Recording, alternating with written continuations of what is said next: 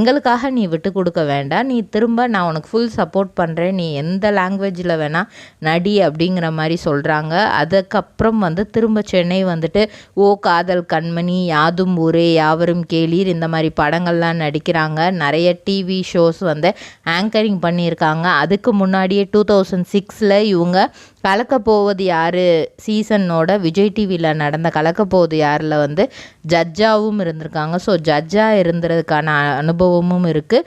Malayalam industry தான் வந்து இவங்களுக்கு ரொம்ப பிடிக்கும்னு இவங்க ஓப்பனாகவே சொல்லியிருக்கிறாங்க. அதுக்கு முக்கிய காரணம் பொதுவாக தமிழில் வந்து ஒரு கட்டத்துக்கு மேலே மேரேஜுன்னு ஆயிட்டாலே அதுக்கப்புறம் வந்து அம்மா ரோல் அக்கா ரோல் தான் வந்து நடிக்க கொடுக்குறாங்க.